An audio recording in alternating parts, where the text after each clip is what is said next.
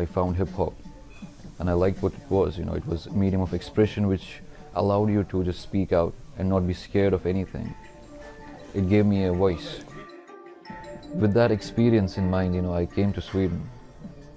I was on a freedom bus and I performed on that bus. And I told them how it felt. This is the first time in my life that I'm feeling freedom.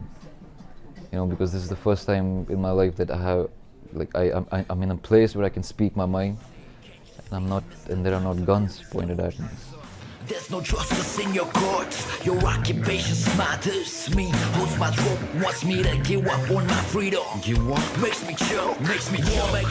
Uppvuxen med vapen och våld på nära håll var det givet för Roshan att hans första singel skulle bli en protestsång. It's the first protest song to come out of Kashmir. To protest musically, it was different, and and I'm glad it was through hip-hop, because hip-hop is so global now. It has spread everywhere, and the oppressed mostly, they use hip-hop as a voice.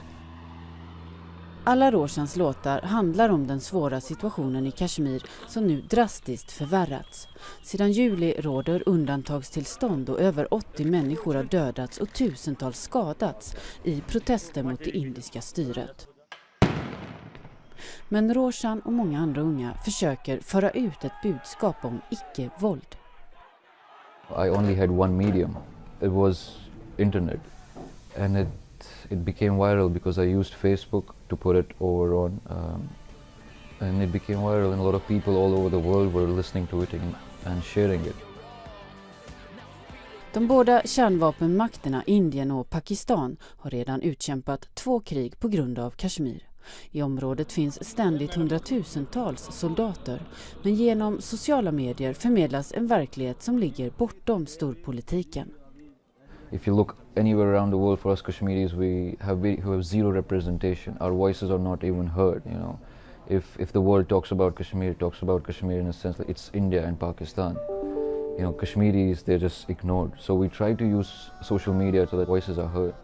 The youth, they have channelized, what they see in the streets. They have tried to show it and portray it on social media. They click photographs. They become citizen journalists. They try to express themselves that, look, we are human beings. We're being killed like mercilessly. Men ord kan uppfattas som lika hotfulla som vapen, och den senaste tiden har tidningar stängts ner och internet och mobiltelefoni blockerats i Kashmir. Och Roshan kan inte längre uppträda. Before my concert began, the police came in and they cornered me, and they told me that if I sang anything anti-national or anything anti-India, I'll be put behind bars.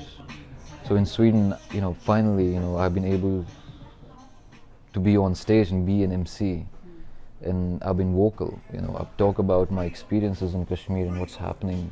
Freedom!